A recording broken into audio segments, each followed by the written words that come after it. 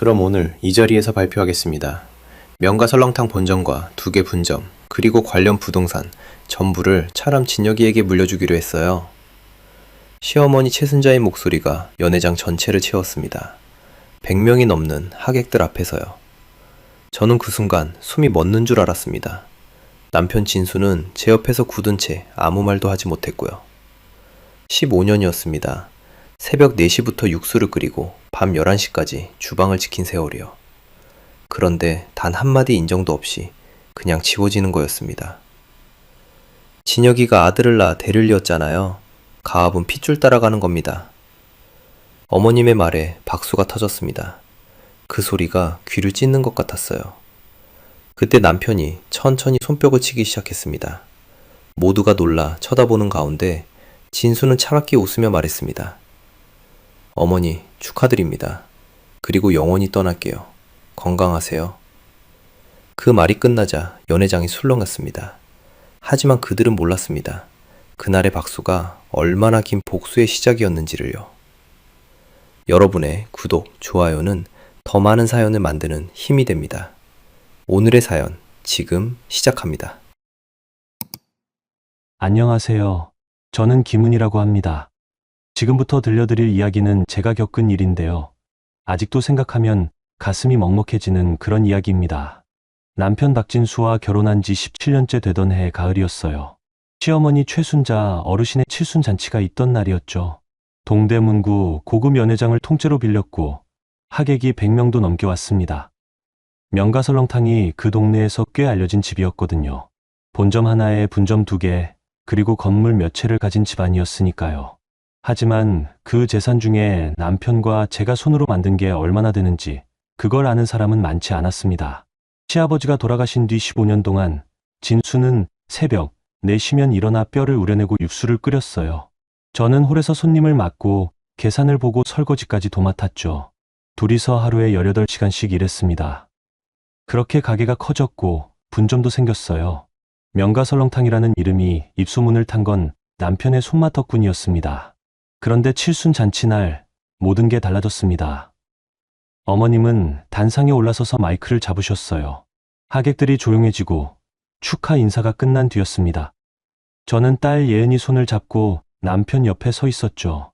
그때 어머님이 웃으시며 말씀하셨습니다. 오늘 좋은 날이니까 다들 앞에서 발표 하나 하려고 합니다. 명가 설렁탕 본점과 2개 분점, 그리고 관련 부동산 전부를 차남 진혁이에게 물려주기로 했어요. 귀를 의심했습니다.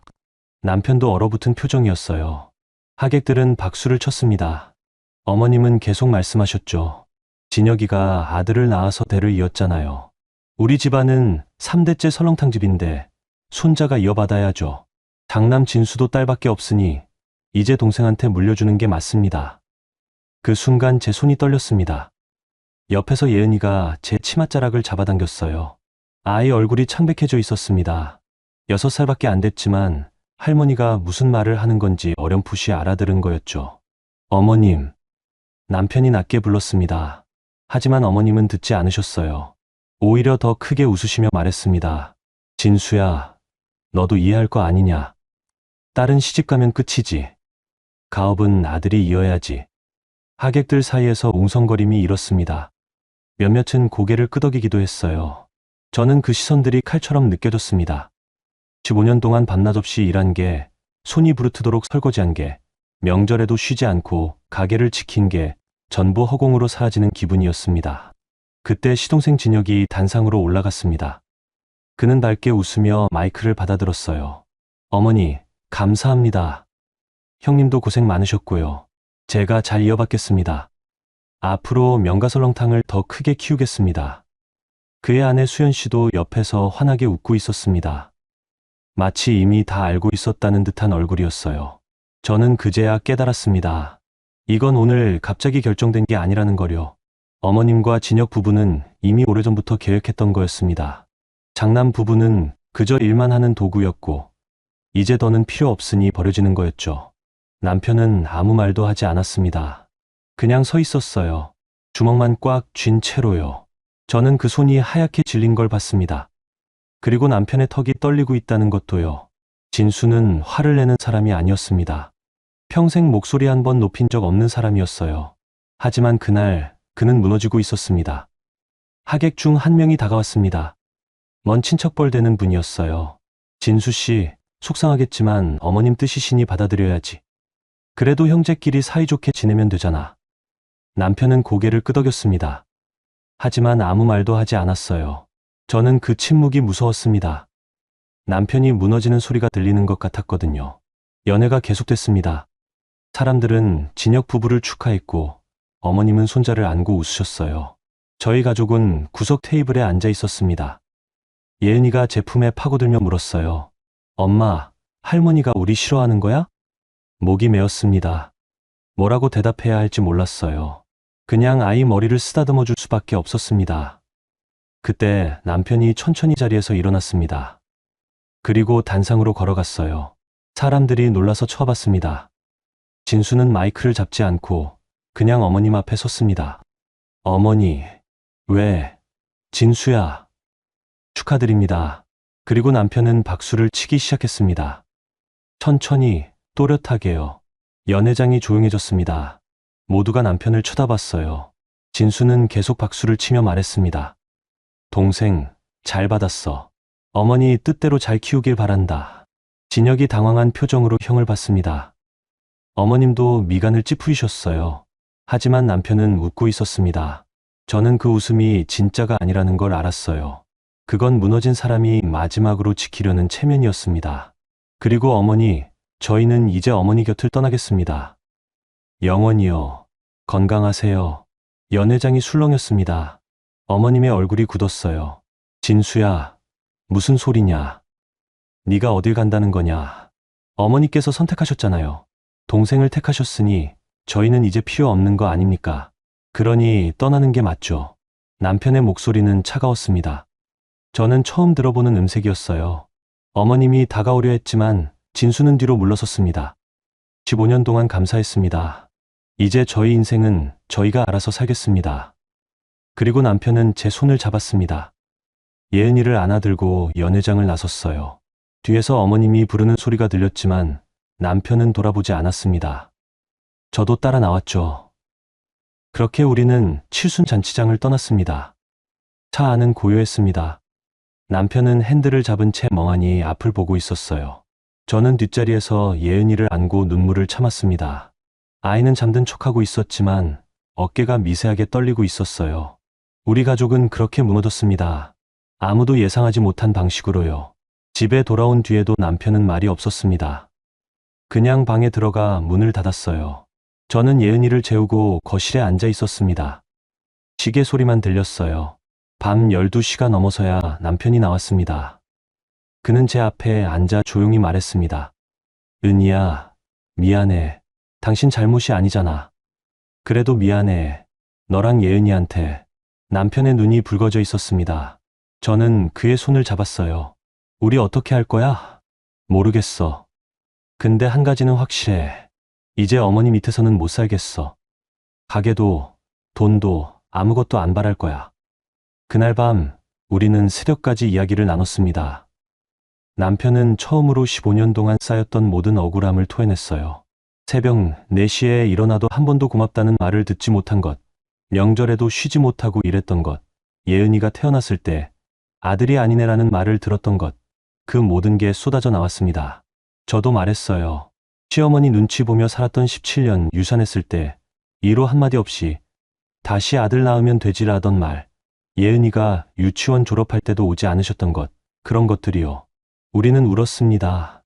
둘이서 소리 없이 울었어요. 그리고 해가 뜨자 결심했습니다. 이제 정말 떠나자고요. 명가설렁탕도, 동대문 집도, 어머니도 다 놓아버리자고요. 그날 아침 남편은 가게에 전화를 걸었습니다. 주방장한테요. 형님, 저 박진수입니다. 오늘부터 출근 안 합니다. 그동안 고생 많으셨습니다. 그리고 끊었어요. 저도 홀 직원들한테 문자를 보냈습니다. 감사했다고, 건강하시라고요. 그렇게 우리는 15년을 하루아침에 정리했습니다. 어머님한테서 전화가 왔습니다. 남편은 받지 않았어요. 진혁한테서도 왔습니다. 그것도 받지 않았죠.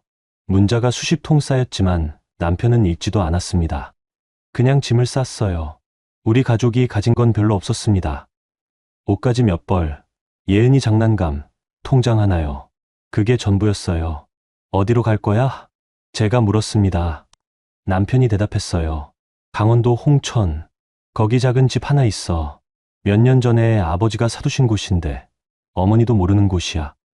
거기서 다시 시작하자. 그렇게 우리는 서울을 떠났습니다. 칠순잔치 다음 날 새벽이었어요. 예은이는 뒷자리에서 잠들어 있었고 저는 창밖을 보며 생각했습니다. 이게 맞는 걸까? 도망치는 게 답일까? 하지만 돌아갈 곳은 없었어요. 어머님은 이미 선택하셨으니까요. 우리가 아니라 동생을요. 차가 서울을 벗어날 때 남편이 중얼거렸습니다. 은희야, 미안해. 너한테 이런 삶을 줘서. 괜찮아. 우리 셋이 함께 있으면 돼. 남편이 고개를 끄덕였습니다. 하지만 그의 눈은 여전히 슬펐어요. 저는 알았습니다. 남편이 무너졌다는 거요. 15년 동안 쌓아 올린 모든 게 하루아침에 무너진 거였습니다. 그리고 우리는 이제 다시 시작해야 했어요. 아무것도 없는 상태에서요. 홍천은 고요했습니다. 서울의 소음과 달리 그곳은 새소리와 바람소리만 들렸어요. 남편이 말한 집은 작은 단층집이었습니다. 방 2개에 부엌 하나, 마당이 조금 있는 곳이었죠. 먼지가 쌓여 있었지만 그래도 우리 것이었습니다. 어머님 눈치 볼 필요 없는 우리만의 공간이요. 짐을 풀면서 예은이가 물었어요. 엄마, 우리 여기서 살아? 응, 우리 예은이. 여기가 우리 새 집이야. 할머니 집은 안 가? 아이의 눈이 불안해 보였습니다. 저는 무릎을 꿇고 예은이와 눈을 맞췄어요. 예은아, 할머니는 이제 안 만나도 돼. 우리끼리 행복하게 살 거야. 예은이가 고개를 끄덕였습니다. 하지만 아이 얼굴에는 여전히 두려움이 남아 있었어요. 칠순 잔치에서 들었던 말들이 딸은 시집 가면 끝이라는 그 말이 아이 마음의 상처로 남은 거였죠. 남편은 마당을 쓸고 있었습니다. 묵묵히 아무 말 없이요. 저는 부엌을 정리하며 생각했어요. 이제 어떻게 살아야 할까요? 통장에 남은 돈은 얼마 없었습니다. 몇 달 버틸 정도였죠. 남편은 15년 동안 월급도 제대로 받지 못했어요. 그냥 가게 이익금에서 필요한 만큼만 쓰는 시기였거든요. 어머님 명의 통장이었으니 우리가 가져올 수 있는 건 제 명의 적금 하나뿐이었습니다. 그날 밤 남편이 말했어요. 은희야, 내가 일자리 알아볼게. 주방 일이라도 해서 벌어올게. 당신은 주방장이었잖아. 아무 데서나 일할 순 없어. 지금 선택할 처지가 아니야. 예은이 키워야 하고 밥 먹고 살아야 하잖아. 남편의 목소리에 힘이 없었습니다. 그는 정말 무너진 사람처럼 보였어요. 저는 그의 손을 잡았습니다. 우리 다시 시작하자. 작게라도 식당 하나 해보는 거야. 당신 솜씨면 충분히 할 수 있어. 돈이 어디 있어. 식당 차리려면 몇 천이 필요한데. 적금 깨면 되잖아. 작은 곳이라도 시작하자고. 남편이 저를 봤습니다. 그의 눈에 희미한 빛이 돌아왔어요. 한편 서울에서는 다른 일들이 벌어지고 있었습니다. 어머님은 진수가 며칠 안에 돌아올 거라고 믿으셨대요. 장미란 씨가 나중에 전화로 알려준 이야기입니다. 미란 씨는 본점에서 오래 일한 주방 직원이었거든요. 남편한테 은혜를 입은 적이 있어서 몰래 저희를 걱정해 주셨어요. 미란 씨 말로는 어머님이 진혁한테 이렇게 말씀하셨다고 합니다. 진수가 어디 가겠냐. 배고프면 기어서라도 돌아올 거다. 그때 무릎 꿇고 빌면 다시 주방 들어오게 해줘라. 진혁은 웃으며 대답했다고 해요. 어머니, 형은 자존심이 세니까 한동안 안 올 겁니다. 그동안 제가 잘 굴려보겠습니다. 그리고 진혁은 본점 주방을 장악하기 시작했습니다. 자기 사람들을 들여오고 기존 직원들을 하나씩 내보냈어요. 미란 씨도 위협을 느꼈다고 했습니다. 진혁이 주방에 들어와서 이것저것 지시하기 시작한 거죠. 이 육수 너무 오래 끓이는 거 아니야? 시간 줄이고 재료도 좀 아껴 써. 사장님, 육수는 최소 12시간은 끓여야 맛이 제대로 납니다. 아니야. 그렇게 하면 원가가 너무 올라가. 8시간이면 충분해. 미란 씨가 반대했지만 진혁은 듣지 않았습니다. 오히려 화를 냈다고 해요. 내가 사장인데 누구 말을 들으라는 거야? 내 방식대로 할 거니까 따르기 싫으면 나가. 그렇게 주방이 흔들리기 시작했습니다. 숙련된 직원들이 하나둘 떠났고 남은 사람들은 진혁 눈치를 보며 일했어요. 육수 끓이는 시간이 줄었고 재료도 저렴한 걸로 바뀌었습니다. 맛이 달라질 수밖에 없었죠. 진혁의 아내 수연 씨도 가만히 있지 않았습니다. 그녀는 본점 창고를 뒤지기 시작했어요. 시어머니가 모아둔 고급 식기들, 은으로 된 수저 세트, 금박 장식이 들어간 그릇들이 있었거든요. 명절 때나 쓰는 것들이었는데 수연 씨는 그걸 하나씩 빼돌렸습니다. 중고거래 사이트에 올려서 현금화한 거죠. 어머님은 전혀 모르셨대요. 창고까지 일일이 확인하지 않으셨으니까요. 그 모든 일들을 미란 씨가 지켜보고 있었습니다. 하지만 어쩔 수 없었대요. 진혁이 새 사장이고 어머님도 아들 편만 드셨으니까요. 미란 씨는 그저 묵묵히 일하면서 언젠가 진수 사장님한테 이 이야기를 해야겠다고 마음먹었다고 합니다. 홍천에서 우리는 천천히 자리를 잡아갔습니다. 적금을 깨서 작은 식당 자리를 얻었어요. 시장 골목 안쪽 평수로 치면 10평도 안 되는 곳이었습니다. 하지만 월세가 저렴했고 주방 시설이 갖춰져 있었어요. 남편은 메뉴를 고민했습니다. 설렁탕은 하기 싫어. 그건 이제 어머니 거잖아. 그럼 뭐 할 거야? 토속 음식. 홍천 스타일로 된장찌개, 제육볶음, 그런 거. 정직하게 만들면 손님이 올 거야. 남편의 눈에 다시 빛이 돌기 시작했습니다. 요리를 이야기할 때만큼은 그는 살아있는 사람처럼 보였어요. 저는 그 모습이 반가웠습니다. 간판을 달았습니다. 홍천 식당이라고요. 화려하지 않았지만 우리 것이었어요. 개업날 손님이 몇 명 안 왔습니다. 하루 매출이 10만 원도 안 됐죠. 하지만 남편은 포기하지 않았어요. 매일 새벽 5시에 일어나 재료를 다듬고 정성껏 음식을 만들었습니다. 저는 홀을 보고 예은이를 돌봤어요. 한 달이 지나자 단골이 생기기 시작했습니다. 시장 상인들이 먼저 알아봐 줬어요. 사장님, 된장찌개 진짜 맛있어요. 집에서 끓인 것 같아. 제육볶음도 자극적이지 않고 좋네요. 아이들도 먹을 수 있겠어요. 그런 말들이 힘이 됐습니다. 남편은 조금씩 웃음을 되찾았어요. 예은이도 밝아졌습니다. 학교에서 친구들도 사귀고 웃는 날이 많아졌죠. 할머니 얘기는 더 이상하지 않았어요. 2달째 되던 날 매출이 조금씩 올랐습니다. 하루 30만 원, 40만 원씩 나오기 시작했어요. 적자는 아니었지만 그렇다고 여유롭지도 않았습니다. 그래도 우리는 행복했어요. 누구 눈치 보지 않고 우리 손으로 번 돈으로 사는 삶이 얼마나 편한지 처음 알았습니다. 밤에 남편이 말했어요. 은희야, 미안해. 왜 또 미안해? 너한테 이런 좁은 식당밖에 못 줘서. 무슨 소리야. 이게 얼마나 좋은데. 명가설렁탕보다 100배 좋아. 남편이 웃었습니다. 진심으로 웃는 얼굴이었어요. 저는 그 웃음을 오래 보지 못했었거든요. 15년 동안 남편은 늘 지쳐 있었습니다. 어머님 눈치, 손님 눈치, 가게 경영 걱정에 짓눌려 있었죠. 하지만 여기서는 달랐어요. 비록 작고 초라했지만 남편은 자기 주인이었습니다. 그러던 어느 날 미란 씨한테서 전화가 왔습니다. 사모님, 저 장미란입니다. 미란 씨, 어떻게 지내세요? 사모님, 본점 상황이 심각합니다. 손님들이 줄었어요. 맛이 완전히 달라졌거든요.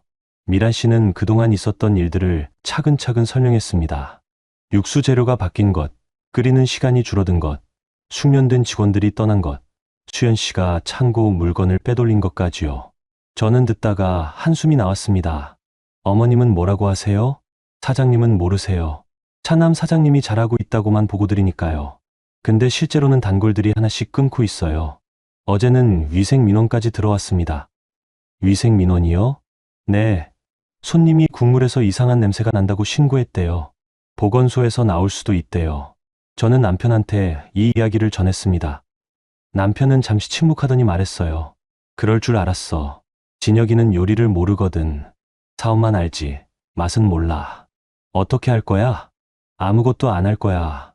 우리가 나설 일도 아니고 이제 남의 일이잖아. 남편은 담담했습니다. 하지만 그 눈에는 복잡한 감정이 섞여 있었어요. 가게에 대한 미련이 아예 없을 순 없었을 겁니다. 15년을 키운 곳이니까요.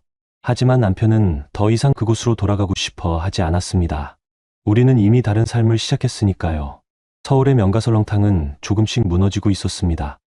단골 손님들이 맛이 예전 같지 않다며 발길을 끊었고 온라인 리뷰에도 악플이 달리기 시작했어요. 진혁은 그걸 광고로 메우려 했습니다. 돈을 쏟아부어 배달 플랫폼에 홍보를 했죠. 하지만 맛이 없으면 소용없었어요. 한 번 온 손님은 다시 오지 않았습니다. 어머님은 그제야 뭔가 잘못됐다는 걸 느끼셨대요. 하지만 인정하고 싶지 않으셨던 겁니다. 차남한테 물려준 결정이 잘못됐다는 걸 인정하는 게 두려우셨던 거죠. 그래서 계속 진혁을 믿으셨고, 잠깐 어려운 시기일 뿐이라고 스스로를 위로하셨습니다. 하지만 현실은 가혹했어요. 분점 두 곳도 적자로 돌아섰고, 본점 매출도 절반 이하로 떨어졌습니다. 진혁은 점점 조급해졌어요. 그는 어머님한테 돈을 더 달라고 했고, 투자를 해야 한다며 설득했습니다. 어머님은 그 말을 믿고 통장을 열어주셨죠. 진혁은 그 돈으로 가상화폐에 투자했습니다. 대박을 꿈꾸며 수천만 원을 쏟아부었어요. 하지만 시장은 폭락했고 돈은 순식간에 증발했습니다. 진혁은 패닉에 빠졌습니다. 그리고 더 큰 실수를 저지르기 시작했죠. 홍천에서 우리는 그 모든 걸 모른 채 살고 있었습니다. 예은이는 학교에서 그림대회 상을 받았고 저는 식당 단골들과 정이 들어갔어요. 남편은 매일 새로운 메뉴를 연구했습니다. 우리는 가난했지만 처음으로 우리 것인 삶을 살고 있었습니다. 그날 밤 남편이 마당에 나가 하늘을 올려다봤습니다. 저도 옆에 섰어요. 별이 많네. 응, 서울에선 못 봤던 별들이야. 남편이 제 손을 잡았습니다. 은희야, 우리 잘한 거 맞지? 당연하지. 우리 너무 잘하고 있어. 남편이 고개를 끄덕였습니다. 그리고 조용히 말했어요. 고마워. 나 따라와 줘서. 저는 남편의 어깨에 기댔습니다. 우리는 그렇게 한동안 서 있었어요. 별을 보며 새로운 삶을 살아가고 있는 우리를 느끼면서요. 계절이 바뀌었습니다. 홍천에 첫눈이 내리던 날, 식당에 손님이 꽤 많이 왔어요. 겨울이라 뜨끈한 찌개를 찾는 사람들이 늘었거든요. 남편은 주방에서 쉴 틈 없이 일했고, 저는 홀을 뛰어다녔습니다. 예은이는 식당 구석에 앉아 숙제를 하고 있었죠. 평범하고 바쁘지만 행복한 하루였습니다. 그런데 그날 밤, 미란 씨한테서 또 전화가 왔어요. 목소리가 급했습니다. 사모님, 본점 상황이 심각합니다. 보건소에서 나왔어요. 위생검사 나왔어요? 네, 주방 곳곳에서 문제가 나왔습니다. 냉장고 온도 관리도 엉망이고 식재료 보관도 엉망이었어요. 차남 사장님이 원가 아끼겠다고 재고를 너무 오래 쌓아뒀거든요. 영업정지 당한 건가요? 아직은 아니지만 경고받았어요. 그리고 손님들 사이에서 소문이 났습니다. 명가설렁탕 위생이 별로라고요. 저는 한숨을 쉬었습니다. 15년 동안 남편이 얼마나 깐깐하게 주방을 관리했는지 알았거든요. 냉장고 온도는 매일 체크했고 재료는 신선한 것만 썼어요. 유통기한도 철저히 지켰죠. 그런데 진혁은 그 모든 걸 무너뜨린 겁니다. 미란 씨, 어머님은 뭐라고 하세요? 사장님은 계속 차남 사장님을 감싸세요. 실수일 뿐이다. 곧 나아질 거다 그러시면서요. 근데 직원들은 다들 불안해합니다. 이러다 정말 망하는 거 아니냐고요. 미란 씨는 괜찮으세요? 저야 뭐 그냥 버티고 있죠. 근데 사모님, 한 가지 더 말씀드릴 게 있어요. 뭔데요? 차남 사모님이 창고 물건 빼돌리는 거, 그게 끝이 아니었어요. 요즘은 본점 금고까지 건드리고 있어요. 저는 깜짝 놀랐습니다. 금고요? 그럼 어머님 몰래 돈을 빼가는 거예요? 네. 제가 우연히 봤는데 차남 사모님이 밤늦게 사무실에 들어가더라고요. 그리고 다음날 금고 돈이 줄어 있었어요. 차남 사장님은 모르시는 것 같고 사모님 혼자 하는 것 같아요. 그럼 그건 횡령 아니에요? 맞아요. 근데 누구한테 말해야 할지 모르겠어요. 사장님한테 말하면 저만 미운 털 박힐 것 같고. 저는 남편한테 이 이야기를 전했습니다. 남편 얼굴이 굳었어요. 수연 씨가 그렇게까지 하고 있어? 그러게요. 어머님은 모르시는 것 같은데. 남편은 잠시 생각하다가 말했습니다. 우리가 나설 일은 아니야. 어머니가 선택하신 거니까 그 결과도 감수하셔야지. 그래도 이건 범죄잖아. 알아. 근데 우리가 말해봤자 어머니는 안 믿으실 거야. 오히려 우리가 시기해서 거짓말한다고 생각하실걸. 남편 말이 맞았습니다. 어머님은 끝까지 진혁 편을 드실 분이었어요. 우리가 무슨 말을 해도 소용없었을 겁니다. 서울에서는 상황이 더 악화되고 있었습니다. 단골 손님들이 거의 다 떠났고 본점 매출이 바닥을 쳤어요. 진혁은 직원들 월급도 제때 못 줬습니다. 미란 씨 말로는 주방장 2명이 그만뒀다고 했어요. 남은 직원들도 언제 나갈지 모르는 상황이었죠. 진혁은 점점 다급해졌습니다. 가상화폐 투자로 날린 돈을 메우려고 더 큰 도박을 했어요. 이번에는 선물 거래에 손을 댔습니다. 어머님 명의 통장을 몰래 쓰면서요. 하지만 그것도 실패했고 빚만 늘어났습니다. 수연 씨는 그 모든 걸 알고 있었어요. 하지만 남편한테 말하지 않았습니다. 대신 자기 몫을 챙기기 시작했죠. 금고에서 돈을 빼내 자기 명의 통장으로 옮겼고 창고 물건도 계속 팔아치웠어요. 그녀는 이미 알고 있었습니다. 이 집안이 곧 무너질 거라는 거요. 그래서 미리 빠져나갈 준비를 하는 거였죠. 어머님은 그 모든 걸 모르셨습니다. 아니, 모른 척 하셨는지도 몰라요. 진혁이 잠깐 어려운 시기라고 말하면 믿으셨고 수연 씨가 곧 나아질 겁니다 라고 하면 안심하셨으니까요. 어머님은 장남을 내쫓은 자신의 결정이 잘못됐다는 걸 인정하고 싶지 않으셨던 겁니다. 한편 거래처 대표 한기석 씨도 이상함을 느끼고 있었습니다. 명가설렁탕과 15년 넘게 거래했던 분이었거든요. 그는 진수가 떠난 뒤로 본점 주문량이 확 줄어든 걸 알았어요. 그리고 주문하는 재료 품질도 달라졌다는 거요. 한기석 대표는 직접 본점을 찾아갔습니다. 진혁을 만나서 물었어요. 사장님, 요즘 매출이 많이 줄었나 봅니다. 주문이 예전 같지 않으시네요. 아, 그게 잠깐 조정 기간이라서요. 곧 늘어날 겁니다. 진수 씨는 어디 계신가요? 오랜만에 인사드리고 싶은데. 진혁의 얼굴이 굳었습니다. 형은 집안 사정으로 그만뒀습니다. 그만뒀다고요? 15년을 일한 분이? 네, 어머니께서 저한테 가게를 물려주셨거든요. 한기석 대표는 고개를 끄덕였지만 눈빛은 차가웠어요. 그는 이미 알고 있었습니다. 뭔가 잘못됐다는 거요. 진수 같은 사람이 그냥 그만둘 리 없었으니까요. 한기석 대표는 나오면서 미란 씨와 맞췄습니다. 그는 조용히 물었어요. 미란 씨, 진수 씨 연락처 혹시 아세요? 네, 있습니다. 혹시 알려주실 수 있을까요? 인사드릴 게 있어서요. 미란 씨는 잠시 망설이다가 남편 전화번호를 알려줬습니다. 한기석 대표는 그날 저녁 전화를 걸었어요. 남편이 받았습니다. 여보세요? 진수 씨, 저 한기석입니다.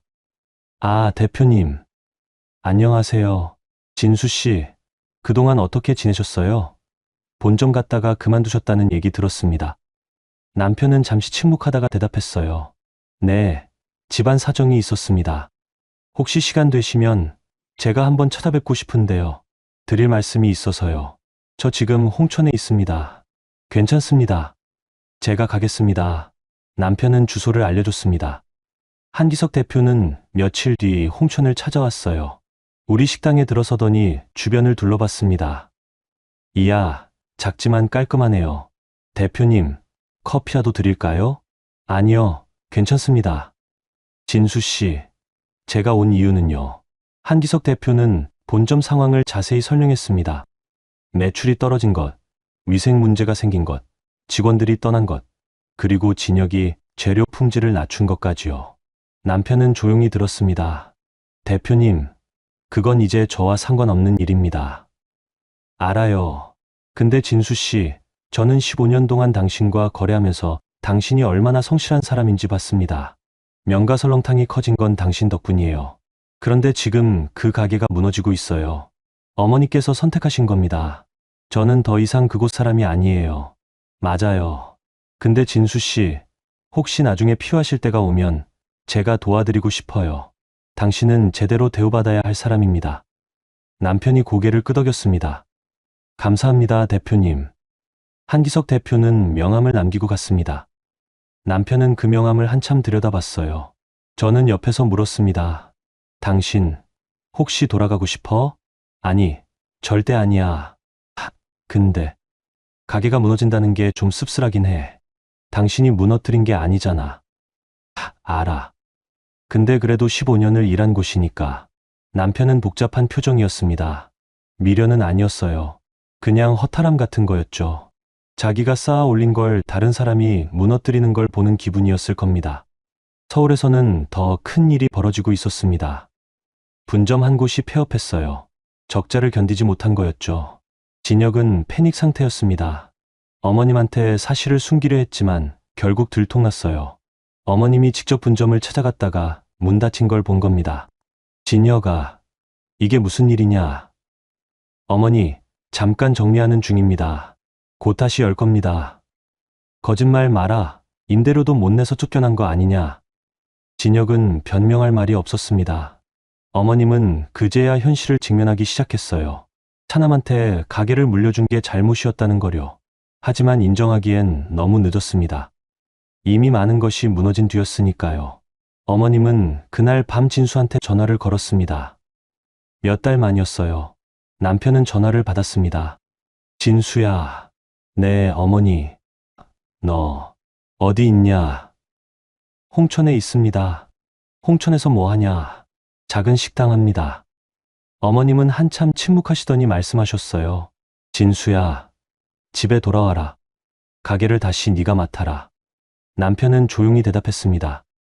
어머니, 저는 이제 그곳 사람이 아닙니다. 제 삶이 여기 있어요. 진수야, 어머니가 잘못했다. 돌아와라. 어머니, 이미 늦었습니다. 저는 어머니 선택을 존중합니다. 동생이 잘할 겁니다. 진혁이는 못해.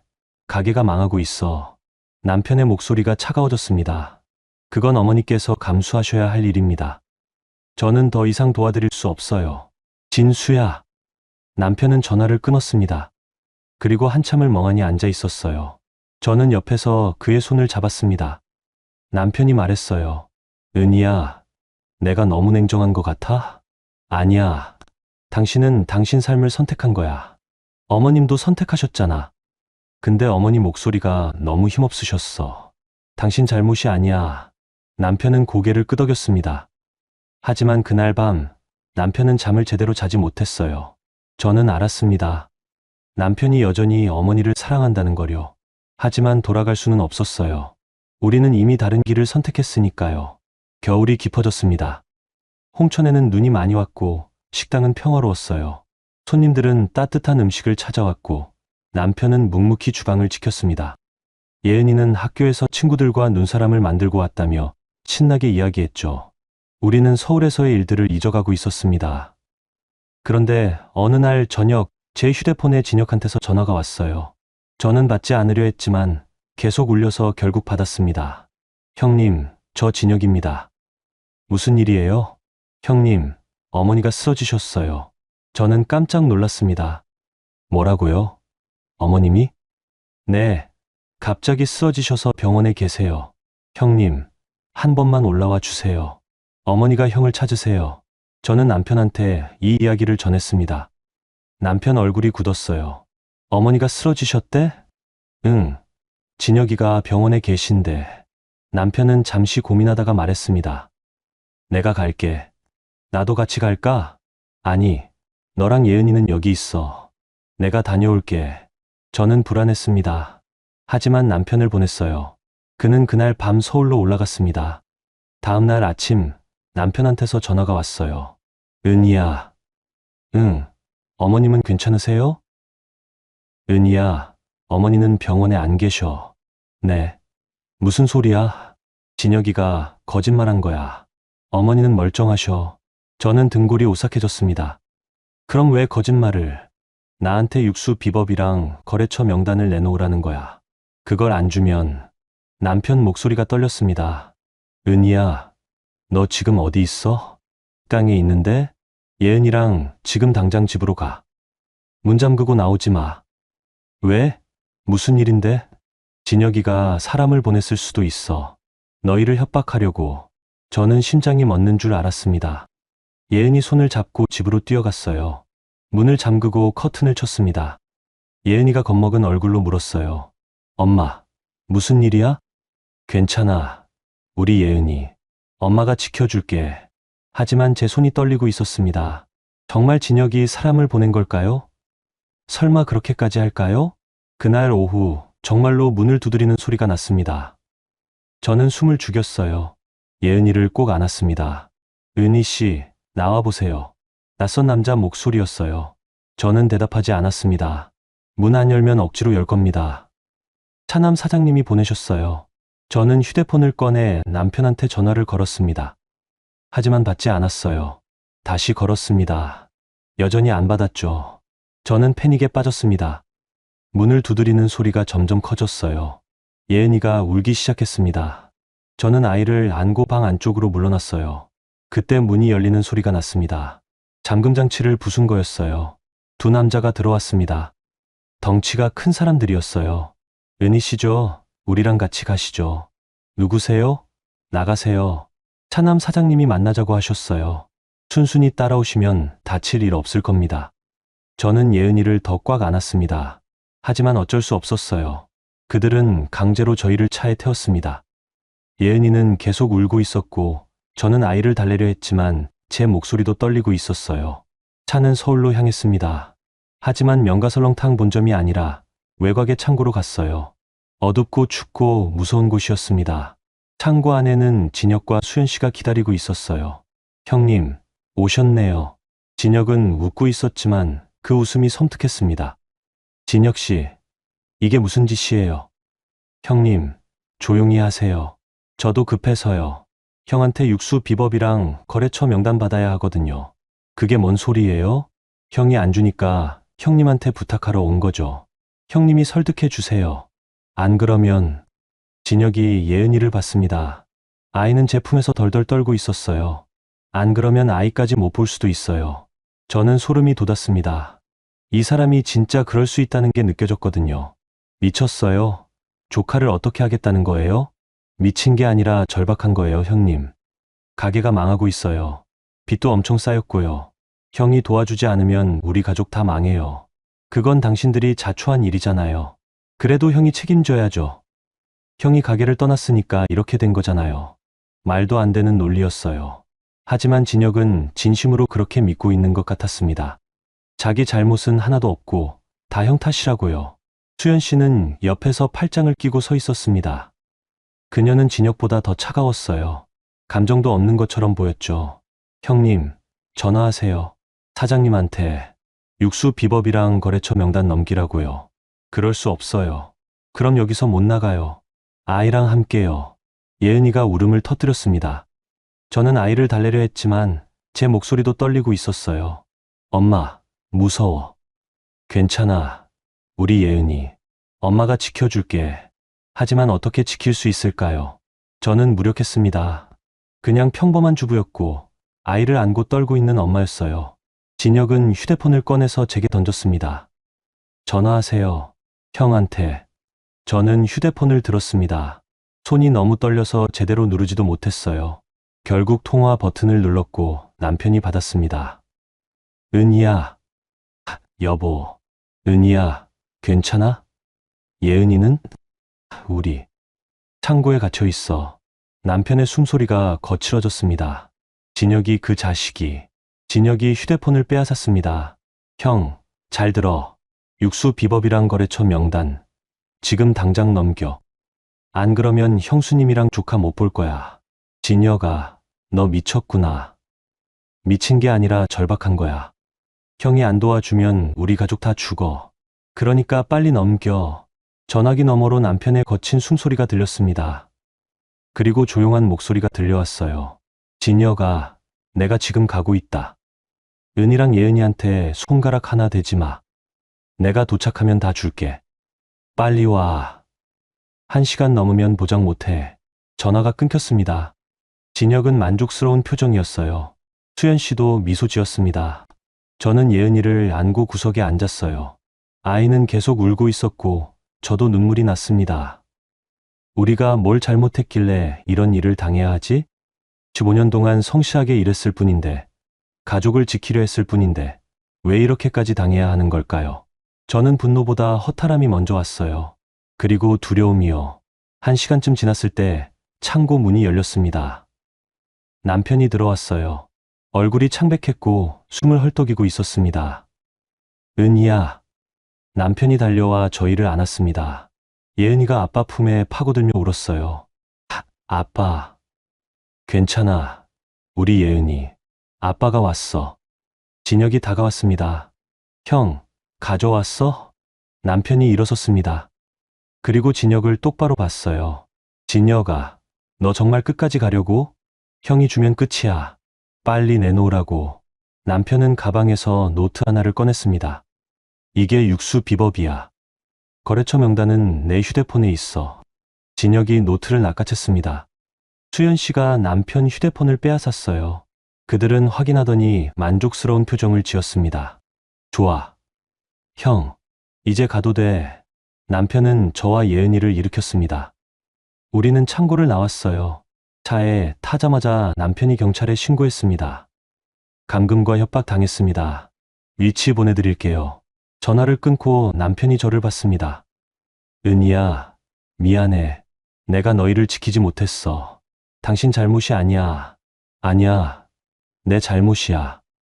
내가 진혁이를 너무 얕봤어. 남편의 눈에 눈물이 고였습니다. 저는 처음 봤어요. 남편이 우는거려. 예은이도 아빠를 보며 울고 있었습니다. 아빠, 무서웠어. 미안해, 우리 딸. 아빠가 지켜주지 못해서. 우리는 그렇게 한참을 울었습니다. 차 안에서 셋이서요. 오늘 당한 일이 너무 충격적이었거든요. 진혁이 조카까지 위협할 줄은 몰랐어요. 그 사람이 그렇게까지 타락했을 줄은요. 집으로 돌아가는 길, 남편이 말했습니다. 은희야, 이제 더는 참지 않을 거야. 무슨 소리야? 진혁이랑 어머니, 이제 끝장을 봐야겠어. 법적으로. 저는 남편을 봤습니다. 그의 눈에는 결연함이 있었어요. 더 이상 참지 않는 사람의 눈빛이었습니다. 그날 밤, 우리는 홍천집에 돌아왔습니다. 예은이는 악몽에 시달리며 잠들었고, 저는 아이 곁에서 지켰어요. 남편은 거실에서 무언가를 찾고 있었습니다. 뭐 찾아? 아버지가 남기신 서류들. 분명 여기 어딘가 있을 거야. 무슨 서류? 아버지가 돌아가시기 전에 말씀하셨거든. 진수야, 나중에 필요하면 내 서재 금고를 열어봐라.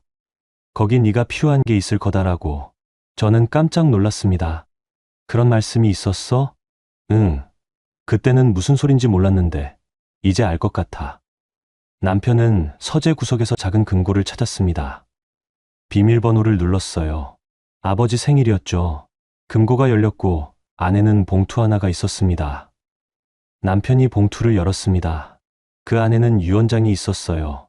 공증받은 법적 효력이 있는 유언장이었습니다. 남편이 읽기 시작했고 저도 옆에서 함께 봤어요. 그 내용은 충격적이었습니다. 명가설렁탕의 소유권은 장남 박진수에게 우선 상속한다. 단, 차남 박진혁에게 경영을 맡길 경우 다음 조건을 충족해야 한다. 1. 가게의 맛과 품질을 유지할 것. 2. 직원을 함부로 해고하지 말 것. 3. 위생과 안전을 철저히 지킬 것. 만약 이 조건을 위반하거나 가업을 고의로 훼손할 경우 소유권은 자동으로 장남에게 이전된다. 저는 숨이 막혔습니다. 이게 진짜야? 남편도 믿기지 않는 표정이었어요. 아버지가 이런 걸 남기셨어. 우리는 서로를 봤습니다. 그리고 깨달았죠. 우리한테 무기가 생긴 거예요. 진혁을 법적으로 끌어내릴 수 있는 무기가요. 다음 날 아침 남편은 서울로 향했습니다. 이번에는 혼자가 아니었어요. 변호사와 함께였습니다. 아버지의 유언장을 들고요. 저는 예은이와 홍천에 남았습니다. 불안했지만 남편을 믿었어요. 변호사 사무실에서 남편은 유언장을 보여줬습니다. 변호사는 꼼꼼히 읽더니 고개를 끄덕였어요. 이건 법적 효력이 충분합니다. 공증도 제대로 받으셨고요. 문제는 조건 위반을 입증할 수 있느냐인데. 입증할 수 있습니다. 남편은 가방에서 서류들을 꺼냈습니다. 지난 몇 달 동안 미란 씨와 한기석 대표가 보내준 자료들이었어요. 거래 내역, 재료 변경 기록, 직원 해고 명단, 위생경고 문서, 그리고 단골 손님들의 증언까지요. 변호사는 서류들을 보더니 놀란 표정을 지었습니다. 이 정도면 충분합니다. 조건 위반이 명백하네요. 그럼 소송 진행할 수 있나요? 네, 가능합니다. 유언장 집행과 소유권 이전 청구를 동시에 진행하겠습니다. 남편은 고개를 끄덕였습니다. 드디어 시작된 거였어요. 진짜 싸움이요. 한편 명가설렁탕 본점에서는 진혁이 형한테서 받은 노트를 보고 있었습니다. 육수 비법이라고 했던 그 노트요. 하지만 읽으면 읽을수록 이상했어요. 이게 뭐야? 설탕을 넣으라고? 노트에는 엉터리 레시피가 적혀 있었습니다. 남편이 일부러 잘못된 내용을 적어둔 거였죠. 진짜 비법은 남편 머릿속에만 있었으니까요. 진혁은 화가 났습니다. 형이 날 속였어. 수연 씨가 말했어요. 어쩌게요? 이미 놓쳐버렸잖아요. 다시 잡아와야지. 그건 무리예요. 경찰 신고까지 들어갔잖아요. 더 건드리면 우리만 손해예요. 진혁은 주저앉았습니다. 모든 게 꼬이고 있었어요. 가게는 망해가고 빚은 늘어나고 형한테 받은 비번마저 가짜였으니까요. 그때 경찰이 찾아왔습니다. 박진혁 씨죠? 감금과 협박 혐의로 조사받으셔야겠습니다. 진혁은 변명했지만 소용없었어요. 증거가 있었으니까요. 남편과 제 진술, 그리고 창고 CCTV까지요. 진혁은 경찰서로 연행됐습니다. 수연 씨는 그 모습을 보고도 남편을 따라가지 않았습니다. 대신 집으로 돌아가 짐을 쌌어요. 그녀는 이미 알고 있었던 겁니다. 이 집안이 곧 무너질 거라는 거요. 그래서 미리 빠져나갈 준비를 한 거였죠. 수연 씨는 그동안 빼돌린 돈과 물건들을 챙겨서 친정으로 갔습니다. 시어머니한테는 한마디 말도 없이요. 그냥 사진 겁니다. 어머님은 그제야 모든 걸 알게 됐습니다. 차남이 경찰서에 끌려간 것, 며느리가 도망간 것, 가게가 완전히 망가진 것까지요. 어머님은 무너졌습니다. 내가 뭘 한 거야. 어머님은 혼자 본점에 앉아 울고 계셨대요. 미란 씨가 나중에 알려준 이야기입니다. 70세 노인이 혼자 텅 빈 가게에서 우는 모습이 얼마나 처량했는지 모른다고요. 며칠 뒤 변호사가 어머님을 찾아갔습니다. 유언장과 소송 서류를 들고요. 어머님은 서류를 보시더니 얼굴이 하얗게 질렸대요. 이게 무슨... 사장님, 돌아가신 사장님께서 남기신 유언장입니다. 법적 효력이 있고요. 차남분이 조건을 위반하셨기 때문에 소유권이 장남에게 이전됩니다. 아니야, 이건 진수가 억지가 아닙니다. 증거가 다 있습니다. 거래 내역 직원 진술, 위생 문제 기록까지요. 어머님은 주저앉으셨습니다. 모든 게 끝난 거였어요. 어머님이 선택한 차남은 범죄자가 됐고 며느리는 도망갔으며 가게는 망했습니다. 그리고 이제 법적으로도 장남한테 넘어가게 된 거였죠. 그날 밤 어머님은 남편한테 전화를 걸었습니다. 진수야, 내 어머니가 잘못했다. 다 잘못했어. 남편은 침묵했습니다. 어머님이 계속 말씀하셨어요. 진수야, 용서해다오. 어머니가 눈이 멀었었어. 네가 얼마나 고생했는지, 네가 얼마나 성실했는지 몰랐어. 아니, 알면서도 무시했어. 그냥 손자를 낳은 진혁이가 더 소중해 보였어. 그게 잘못이었어. 남편의 목소리가 떨렸습니다. 어머니, 이미 늦었습니다. 알아. 근데 진수야, 어머니 한 번만 봐주면 안 되겠니? 가게는 네가 가져가. 다 내 거야. 근데 진혁이는 좀 살려줘. 어머니, 진혁이 형은 범죄를 저질렀습니다. 제 아내와 딸을 감금하고 협박했어요. 그건 제가 어떻게 할 수 있는 일이 아닙니다. 진수야, 어머니께서 선택하신 겁니다. 그 결과도 감수하셔야 해요. 남편은 전화를 끊었습니다. 그리고 한참을 창밖을 보고 있었어요. 저는 옆에 앉아 그의 손을 잡았습니다. 괜찮아? 모르겠어. 어머니 목소리가 너무... 당신 잘못이 아니야. 알아. 근데 그래도... 남편은 복잡한 표정이었습니다. 어머니를 미워할 수도 없고 용서할 수도 없는 그런 마음이었을 거예요. 한편 한기석 대표가 남편을 찾아왔습니다. 진수 씨, 제가 증언하겠습니다. 대표님? 법정에서요. 제가 15년 동안 지켜본 걸 다 말하겠습니다. 당신이 얼마나 성실했는지, 그리고 차남이 얼마나 엉망으로 운영했는지요. 남편은 감사의 표정을 지었습니다. 고맙습니다, 대표님. 당연한 겁니다. 당신은 제대로 대우받아야 해요. 미란 씨도 증언하겠다고 나섰습니다. 사장님, 제가 본 것들 다 말씀드리겠습니다. 차남 사장님이 어떻게 주방을 망가뜨렸는지, 수연 씨가 어떻게 물건을 빼돌렸는지요. 미란 씨, 괜찮으시겠어요? 혹시 불이익 받으실까봐. 괜찮습니다. 저도 양심이 있어요. 사장님이 저한테 얼마나 잘해주셨는데, 이럴 때 도와드려야죠. 남편은 고개를 숙였습니다. 고마움에요. 증거들이 차곡차곡 모였습니다. 거래 내역서, CCTV 영상, 직원 진술서, 손님 리뷰, 위생경고 문서, 그리고 결정적으로 아버지의 유언장까지요. 변호사는 자신 있다고 했습니다. 이 정도면 승소 가능성이 90% 이상입니다. 소송이 시작됐습니다. 진혁은 변호사를 선임했지만 증거 앞에서 할 말이 없었어요. 그는 법정에서 변명만 늘어놓았습니다. 저도 최선을 다했습니다. 형이 떠나서 어쩔 수 없었어요. 하지만 판사는 냉정했습니다. 최선을 다한 사람이 육수 재료를 바꾸고 직원을 함부로 해고하고 위생을 소홀히 하나요? 진혁은 대답하지 못했습니다. 한기석 대표가 증인으로 나왔습니다. 저는 15년 동안 박진수 씨와 거래했습니다.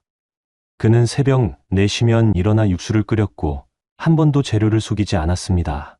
하지만 박진혁 씨가 경영을 맡은 뒤로는 주물량도 줄고 품질도 떨어졌습니다. 미란 씨도 증언했습니다. 차남 사장님은 주방장들 말을 듣지 않았습니다. 그냥 자기 방식대로만 하셨어요. 그리고 차남 사모님은 창고 물건을 계속 빼돌렸습니다. 제가 직접 봤습니다. 증언들이 쌓이면서 진혁의 입지는 점점 좁아졌습니다. 그는 결국 고개를 숙였어요. 어머님도 법정에 나오셨습니다. 늙고 초라한 모습이었어요. 어머님은 판사 앞에서 말씀하셨습니다. 제가 잘못했습니다. 장남을 내쫓은 게 잘못이었어요. 판사가 물었습니다. 그럼 유언장 조항에 동의하십니까? 어머님은 한참을 망설이시더니 고개를 끄덕이셨어요. 네, 동의합니다. 가게는 진수가 가져가는 게 맞습니다. 법정이 조용해졌습니다. 남편은 어머님을 봤어요. 어머님도 남편을 보셨습니다. 둘의 시선이 마주쳤지만 아무 말도 하지 않았어요. 재판은 빠르게 진행됐습니다. 증거가 명백했으니까요. 판사는 최종 판결을 내렸습니다. 유언장의 효력을 인정하며 명가설렁탕의 소유권을 박진수에게 이전한다. 또한 박진혁은 감금 및 협박 혐의로 징역 1년, 집행유예 2년을 선고한다. 진혁은 고개를 떨궜습니다. 모든 게 끝난 거였어요. 법정을 나오면서 남편은 어머님과 마주쳤습니다. 어머님이 다가오려 하셨지만 남편은 고개를 돌렸어요.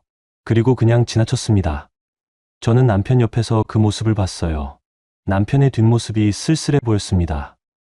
승리했지만 기쁘지 않은 그런 표정이었어요. 차 안에서 남편이 말했습니다. 은희야, 우리 가게 되찾았어. 응, 당신 대단해. 근데 나 가게 안 가져갈 거야. 저는 깜짝 놀랐습니다. 뭐라고? 명가설렁탕 안 가져갈 거야. 팔아버릴 거야. 왜? 당신이 15년 동안 키운 곳인데. 그래서야. 그곳엔 너무 많은 상처가 있어. 어머니의 차별, 진혁의 배신, 그 모든 게 싫어. 나는 이제 새로 시작하고 싶어. 홍천에서 우리 가족끼리. 저는 남편을 봤습니다. 그의 눈은 맑았어요. 더 이상 미련이 없는 사람의 눈이었습니다. 알았어. 당신이 원하는 대로 하자. 남편이 웃었습니다. 오랜만에 보는 진심 어린 웃음이었어요. 법원 판결이 나온 뒤 남편은 명가설렁탕을 정리하기 시작했습니다. 팔 수는 없었어요. 상태가 너무 안 좋았거든요. 대신 채무를 정리하고 직원들한테 밀린 월급을 주고 건물주한테 빚을 갚았습니다. 그렇게 하고 난이 남는 게 별로 없었어요.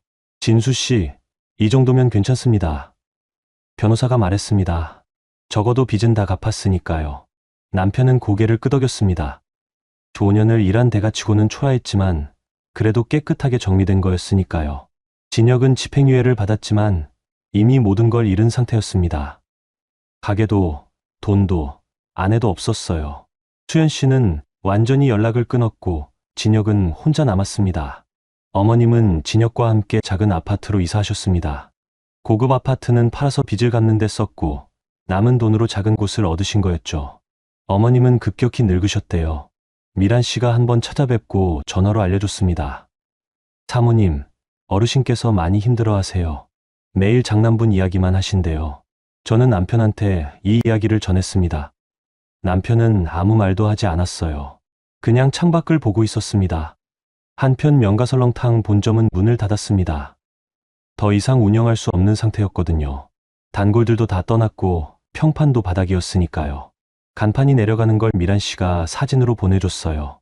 남편은 그 사진을 오래 들여다봤습니다. 15년이 이렇게 끝나는구나. 저는 옆에서 남편을 안아줬어요. 남편은 울지 않았지만 어깨가 떨리고 있었습니다. 며칠 뒤 남편은 홍천으로 완전히 돌아왔습니다. 서울에서 할 일은 다 끝났으니까요. 우리는 다시 홍천 식당에서 일했어요. 손님들은 반겨줬습니다. 사장님, 오래간만이네요. 어디 다녀오셨어요? 서울에 잠깐 일이 있었습니다. 아, 그러셨구나. 오늘 제육볶음 주세요. 여기 제육이 제일 맛있어요. 평범한 일상이 돌아왔습니다. 남편은 주방에서 요리를 하고, 저는 홀을 보고, 예은이는 학교에서 돌아와 숙제를 했어요. 서울에서의 악몽 같은 일들이 점점 잊혀져 갔습니다. 봄이 왔습니다. 홍천에는 꽃이 피고, 날씨가 따뜻해졌어요. 식당도 장사가 잘 됐습니다. 단골들이 늘었고, 입소문도 났죠. 남편의 요리 솜씨는 여전히 훌륭했으니까요. 어느 날, 한기석 대표가 다시 찾아왔습니다. 진수 씨, 잘 지내시죠? 네, 대표님. 덕분에 잘 살고 있습니다. 다행이네요. 근데 진수 씨, 제가 제안 하나 하고 싶은데요. 무슨 제안이신데요? 진수 씨 이름으로 식당을 하나 더 내는 게 어떨까요?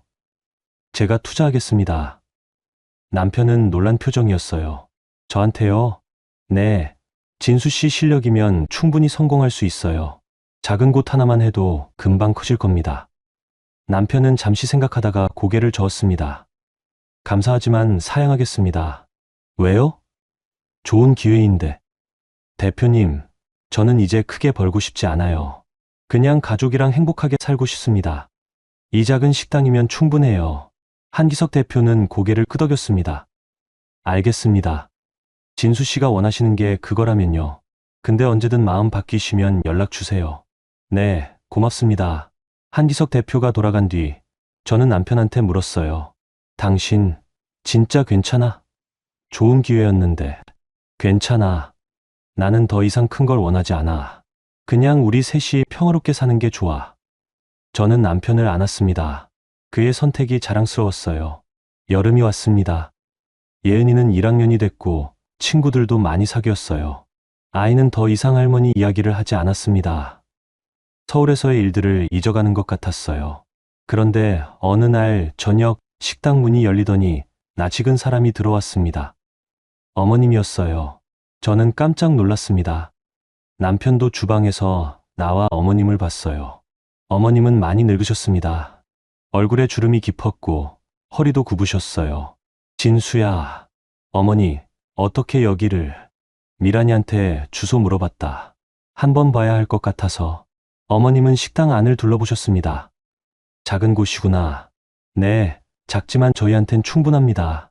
어머님이 의자에 앉으셨어요. 저는 물 한 잔을 드렸습니다. 어머님은 물을 마시시더니 말씀하셨어요. 진수야, 어머니가 정말 잘못했다. 너한테 미안하다. 남편은 침묵했습니다. 어머님이 계속 말씀하셨어요. 5년 동안 네가 얼마나 고생했는지 이제야 알았어. 어머니가 눈이 멀었었어. 손자만 보고 핏줄만 따지고 정작 진짜 가업을 지킨 게 누군지는 몰랐어. 어머니, 진혁이는 지금 폐인이 됐다. 술만 마시고 하루하루 버티고 있어. 수연이는 도망갔고 어머니만 남았지. 이게 다 어머니 욕심 때문이야. 어머님의 눈에 눈물이 고였습니다. 진수야, 어머니 용서해 줄 수 있겠니? 남편은 한참을 침묵하다가 대답했습니다. 어머니, 저는 어머니를 미워하지 않습니다. 근데 용서도 못하겠어요. 그냥 이제 각자 사는 게 맞는 것 같아요. 진수야, 어머니께서 선택하셨잖아요. 그 결과를 감수하시는 거예요. 저도 제 선택의 결과를 살고 있고요. 어머님은 고개를 떨구셨습니다. 한참 동안 아무 말씀도 하지 않으셨어요. 그러다가 일어서셨습니다. 그래, 내 말이 맞다. 어머니가 감수해야지. 근데 진수야, 한 가지만 부탁해도 되겠니? 뭔데요? 예은이 얼굴 한 번만 봐도 되겠니? 할머니가 손녀 얼굴이라도 보고 가게. 남편은 망설였습니다. 저도 불안했어요. 예은이가 어머님을 보고 상처받을까 봐요. 하지만 남편은 고개를 끄덕였습니다. 예은아, 이리 와봐. 예은이가 조심스럽게 다가왔습니다. 어머님을 보자 아이는 몸을 움츠렸어요. 칠순잔치 때의 기억이 남아있는 거였죠. 예은아, 할머니야, 컸구나. 어머님이 손을 뻗으셨지만 예은이는 뒤로 물러났습니다. 그리고 제 뒤에 숨었어요. 어머님은 손을 거두셨습니다. 눈물이 흘러내렸어요. 그래, 당연하지. 할머니가 예은이한테 못된 말 많이 했으니까. 미안하다. 우리 예은이. 할머니가 잘못했어. 예은이는 대답하지 않았습니다. 그냥 제 치맛자락을 잡고 있었어요. 어머님은 일어서셨습니다. 진수야, 어머니 이만 가볼게. 너희 행복하게 살아라. 그게 어머니 바람이다. 어머니, 어디 사세요? 진혁이랑 작은 아파트에 있어. 괜찮아. 걱정 마라. 어머님은 식당을 나가셨습니다. 남편은 창밖으로 어머님의 뒷모습을 봤어요. 구부정한 등 느린 걸음이었습니다. 남편의 눈에 눈물이 고였어요. 당신, 괜찮아? 응, 괜찮아. 그냥. 슬프네. 저는 남편을 안아줬습니다. 남편은 제 어깨에 기대어 조용히 울었어요. 어머니를 미워할 수도 용서할 수도 없는 그 복잡한 마음을 저는 알았습니다. 그날 밤 남편이 말했어요. 은희야, 내가 어머니한테 생활비 좀 보내드릴까? 당신이 원하면 그렇게 해. 근데 직접 만나진 않을 거야. 그냥 돈만 보낼 거야. 알았어. 남편은 그렇게 결정했습니다. 어머니를 완전히 끊을 수는 없지만 그렇다고 다시 가까워질 수도 없는 그런 거리를 택한 거였죠. 가을이 왔습니다. 홍천식당은 이제 동네에서 제법 알려진 곳이 됐어요. 손님들이 줄을 서기도 했고 예약도 들어왔습니다. 남편은 바빴지만 행복해 보였어요. 은희야, 우리 직원 한 명 뽑을까? 그래? 당신 힘들어? 좀 그래. 손님이 너무 많아졌어. 우리는 주방 보조 한 명을 뽑았습니다. 성실한 젊은이였어요. 남편은 그에게 요리를 가르쳐 주기 시작했습니다. 이렇게 육수를 우려내는 거야. 온도가 중요해. 네, 사장님. 남편의 얼굴에 미소가 있었습니다. 가르치는 기쁨이었어요. 15년 동안 명가설렁탕에서 느끼지 못했던 그런 기쁨이었습니다. 저도 행복했어요. 홀 일은 여전히 바빴지만 단골들과 정이 들었고 아이도 밝게 자라고 있었으니까요. 우리는 가난하지 않았어요. 부자도 아니었지만 충분히 먹고 살 수 있었습니다. 예은이는 학교에서 그림 대회 상을 또 받았습니다. 이번에는 가족 그림이었어요. 아빠, 엄마, 그리고 자기가 웃고 있는 그림이었죠. 할머니는 없었습니다. 우리 예은이 잘 그렸네. 응, 선생님이 칭찬해 줬어. 예은아, 행복해? 응, 나 여기가 좋아. 친구들도 있고, 아빠, 엄마도 웃고, 저는 아이를 안았습니다. 예은이가 행복하다니, 그게 가장 중요했어요. 겨울이 다시 왔습니다. 1년이 지난 거였어요. 우리는 홍천에서 1년을 살았고, 이제 완전히 정착했습니다. 서울은 이제 먼 곳처럼 느껴졌어요. 남편은 매달 어머님께 생활비를 보냈습니다. 많지 않았지만 생활하시기엔 충분한 금액이었어요. 어머님은 한 번도 전화하지 않으셨습니다. 그냥 받기만 하셨죠.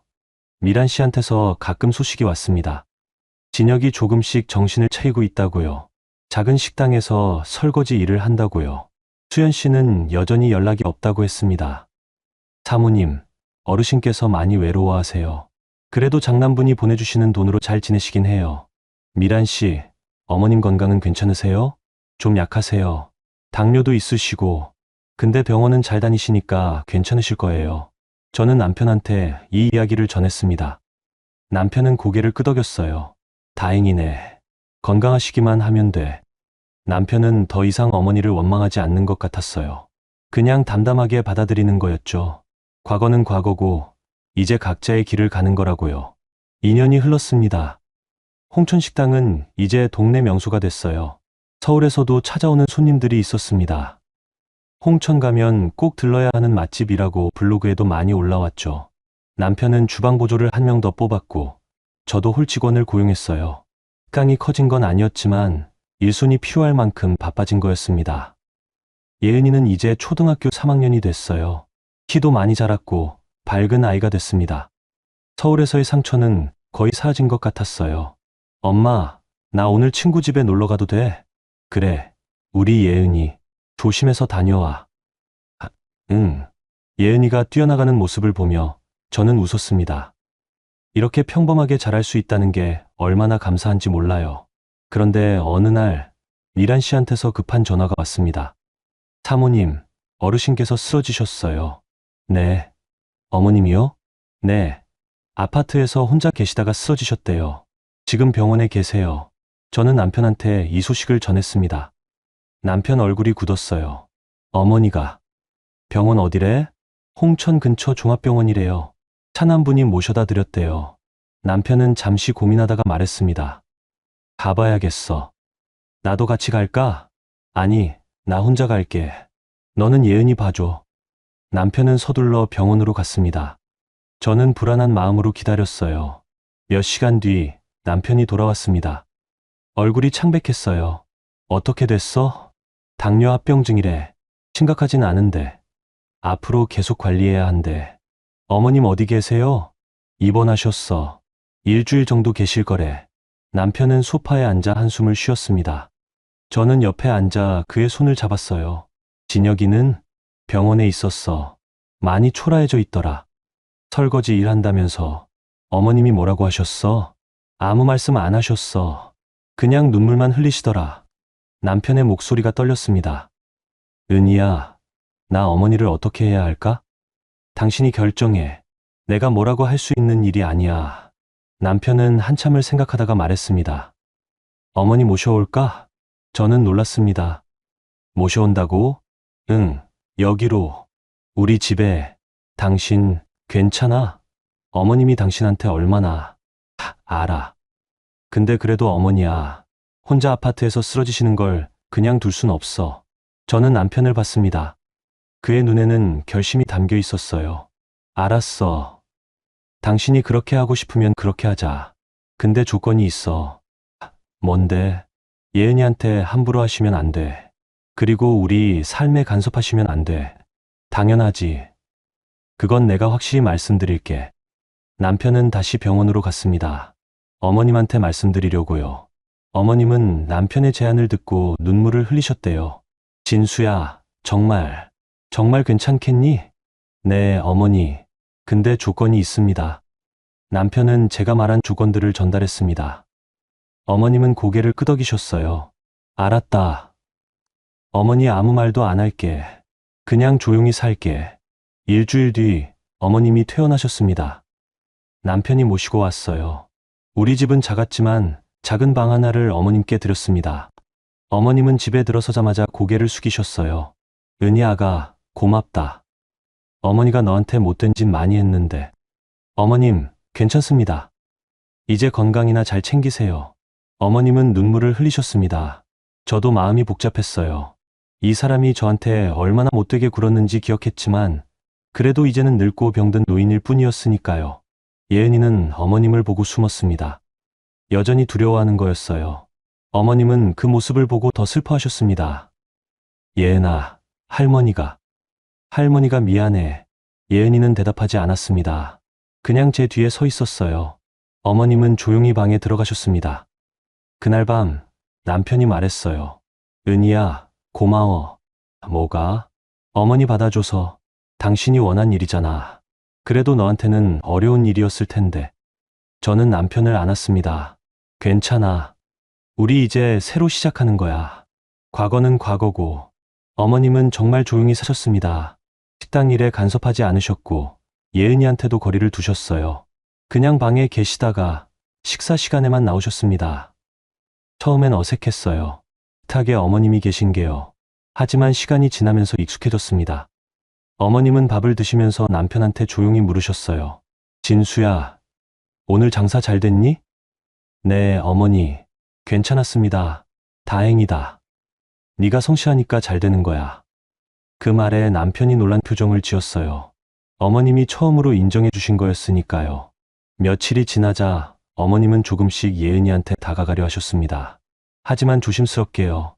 예은아, 할머니가 사과 깎아줄까? 예은이는 고개를 저었습니다. 괜찮아요. 그래. 그럼 할머니 방에 있을게. 어머님은 상처받은 표정이셨지만 강요하지 않으셨어요. 저는 그 모습이 안쓰러웠습니다. 한 달쯤 지났을 때 예은이가 먼저 어머님께 다가갔어요. 할머니, 이거 드세요. 예은이가 자기가 좋아하는 과자를 드린 거였습니다. 어머님은 눈물을 흘리셨어요. 예은아, 고맙구나. 할머니가 우리 예은이한테 정말 미안해. 괜찮아요. 엄마가 용서하래요. 어머님은 저를 봤습니다. 저는 고개를 끄덕였어요. 어머님은 무너지듯 우셨습니다. 고맙다. 은희아가, 정말 고맙다. 그날부터 어머님과 예은이의 관계가 조금씩 나아졌습니다. 어머님은 예은이한테 옛날 이야기를 해주셨고, 예은이는 어머님께 학교 이야기를 들려드렸어요. 어느 날 저녁 어머님이 식탁에서 말씀하셨습니다. 진수야, 어머니가 너한테 빚진 게 너무 많구나. 무슨 말씀이세요? 15년 동안 네가 얼마나 고생했는지 이제야 보인다. 어머니가 눈이 멀어서 못 봤어. 아니, 보려고 하지 않았어. 남편은 침묵했습니다. 어머니는 손자만 보고 대를 이을 생각만 했어. 정작 가업이 뭔지는 몰랐어. 가업은 재산이 아니라 사람의 양심이고 성실함이었는데 말이야. 어머니, 진수야, 어머니 용서 안 해줘도 돼. 그냥 어머니가 잘못했다는 거 알아달라. 그것만으로도 충분해. 남편의 눈에 눈물이 고였습니다. 어머니, 저도 이제 괜찮습니다. 다 지나간 일이에요. 고맙다. 우리 아들. 어머님은 그날 밤 처음으로 편하게 주무신 것 같았어요. 표정이 평화로웠거든요. 계절이 또 바뀌었습니다. 어머님은 당뇨 관리를 잘하셨고 건강도 많이 좋아지셨어요. 가끔 식당 일을 도와주시기도 했습니다. 설거지를 하신다거나 야채를 다듬으신다거나요. 어머니, 그건 제가 할게요. 어머니는 쉬세요. 괜찮아. 어머니도 뭐라도 해야 마음이 편해. 어머님은 일하시면서 행복해 보이셨어요. 누구한테 인정받으려고 하는 게 아니라 그냥 가족의 일원으로서 자기 몫을 하는 거였습니다. 진혁한테서도 가끔 연락이 왔습니다. 생활비를 보내드린다고요. 많지 않았지만 성실하게 보내왔어요. 형님, 제가 어머니 모시지 못해서 죄송합니다. 괜찮아. 너도 내 인생 잘 살아. 네, 형님. 저 요즘 작은 식당에서 주방일 배우고 있습니다. 형님처럼 성실하게 살려고요. 남편은 동생이 변했다는 걸 느꼈습니다. 나쁜 일을 겪고 나서야 정신을 차린 거였죠. 진혁아, 힘내. 너도 할 수 있어. 고맙습니다, 형님. 남편은 전화를 끊고 창밖을 봤습니다. 모든 게 제자리를 찾아가는 것 같았어요. 그렇게 2년이 더 흘렀습니다. 홍천식당은 이제 지역에서 없어서는 안 될 곳이 됐어요. 손님들은 남편의 요리를 사랑했고 저희 가족의 이야기도 조금씩 알게 됐습니다. 사장님, 서울에서 큰 식당 하시다가 여기 오신 거 맞죠? 네, 그랬습니다. 대단하세요. 여기서 이렇게 성실하게 하시니. 아니에요. 저는 그냥 제가 좋아하는 일 하는 거예요. 남편은 정말 행복해 보였습니다. 명가설렁탕에서 15년 일할 때보다 훨씬 더요. 작은 식당이었지만 여기서는 주인이었고 인정받았고 사랑받았으니까요. 예은이는 이제 초등학교 5학년이 됐어요. 키도 많이 자라서 제 어깨까지 왔습니다. 아이는 그림을 좋아해서 미술학원도 다니고 있었어요. 엄마, 나 나중에 미대 갈래. 그래? 우리 예은이 꿈이 생겼구나. 응, 나 그림 그리는 게 제일 재밌어. 저는 딸을 안아줬습니다. 이 아이가 자기 꿈을 갖고 자란다는 게 얼마나 감사한지 몰라요. 어머님은 이제 완전히 우리 가족의 일원이 되셨습니다. 예은이와도 가까워지셨고 저랑도 편하게 대화하셨어요. 가끔 남편한테 옛날 이야기를 하시기도 했습니다. 진수야, 너 어렸을 때 요리 참 좋아했었지. 아버지 옆에서 맨날 따라다니면서 배웠잖아. 네, 어머니. 아버지가 많이 가르쳐 주셨어요. 아버지가 널 정말 자랑스러워 하셨어. 진수는 내 뒤를 이을 놈이야라고 하셨지. 남편이 놀란 표정을 지었어요. 아버지가 그런 말씀을 하셨어요? 응, 자주 하셨어. 근데 어머니가 못 알아들었어. 아버지는 핏줄이 아니라 마음을 보셨는데 어머니는 손자만 봤으니까. 어머님의 눈에 눈물이 고였습니다. 미안하다, 진수야. 어머니가 아버지 뜻도 제대로 이해 못했어. 어머니, 이제 그만하세요. 다 지나간 일이에요. 어머님은 고개를 끄덕이셨습니다. 하지만 여전히 미안해 하시는 것 같았어요. 어느 봄날 진혁이 홍천을 찾아왔습니다. 몇 년 만이었어요. 진혁은 많이 달라져 있었습니다. 살이 빠졌고 눈빛이 진지해졌어요. 형님, 어머니, 진혁아, 왔구나. 어머님이 반가워하셨습니다. 진혁은 어머님을 안아드렸어요.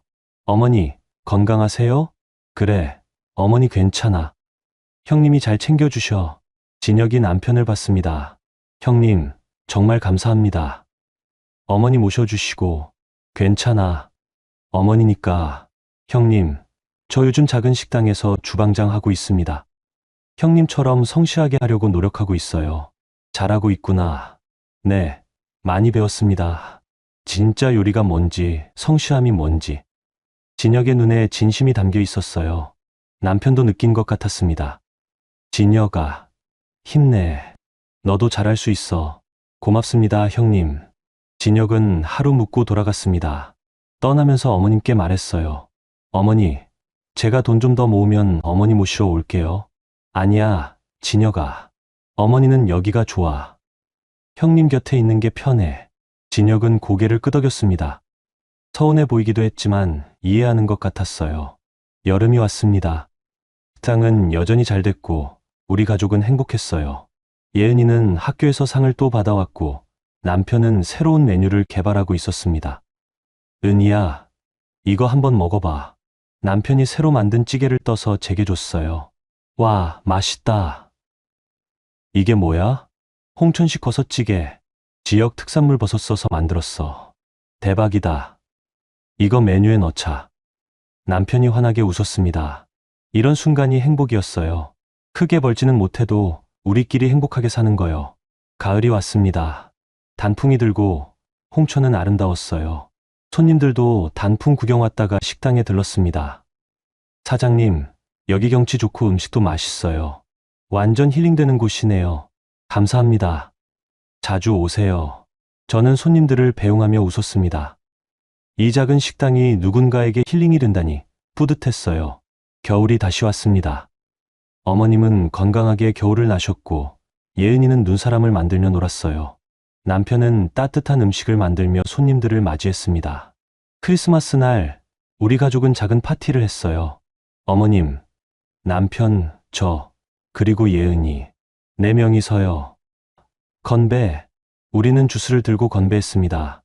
예은이가 물었어요. 엄마, 우리 행복하지? 응, 우리 예은이. 엄마는 정말 행복해. 나도, 할머니도 행복해요? 어머님이 예은이를 안아주셨어요. 그럼, 할머니도 행복해. 너희들 덕분에. 남편이 저를 봤습니다. 우리는 웃었어요. 정말로, 진심으로 행복했습니다. 명가설렁탕 간판은 내려갔지만, 우리는 새로운 간판을 올렸어요. 홍천식당이라는 작은 간판을요. 화려하지 않았지만 우리 것이었습니다. 남편은 더 이상 인정받으려 애쓰지 않았습니다. 그냥 성실하게 일했고 가족을 사랑했어요. 그게 전부였습니다. 저도 더 이상 시댁 눈치를 보지 않았습니다. 그냥 남편을 사랑하고 딸을 키우고 어머님을 모셨어요. 그게 제 삶이었습니다. 예은이는 차별받지 않고 자랐습니다. 딸은 시집가면 끝이라는 말을 더 이상 듣지 않았어요. 그냥 사랑받는 아이로 자랐습니다. 어머님은 늦게나마 깨달으셨어요. 진짜 가업은 재산이 아니라 사람의 양심이라는 거려. 그리고 진짜 가족은 핏줄이 아니라 함께하는 마음이라는 거려. 봄이 다시 왔습니다. 홍천에는 꽃이 피고 새들이 노래했어요. 우리 가족은 식당 마당에 앉아 커피를 마셨습니다. 여보, 행복해? 제가 물었습니다. 남편이 웃으며 대답했어요. 응, 정말로. 그리고 남편이 제 손을 잡았습니다. 어머님은 예은이와 이야기하고 계셨고 햇살은 따뜻했어요. 우리는 많은 걸 잃었습니다. 큰 가게도, 재산도, 명예도요. 하지만 더 많은 걸 얻었습니다. 평화, 행복, 그리고 진짜 가족을요. 명가설렁탕의 국물은 식었지만 홍천식당의 국물은 따뜻했습니다. 그리고 그 따뜻함이 우리를 지켜줬어요. 저는 이제 압니다. 진짜 가치는 크기가 아니라 마음에 있다는 거요. 그리고 진짜 승리는 남을 이기는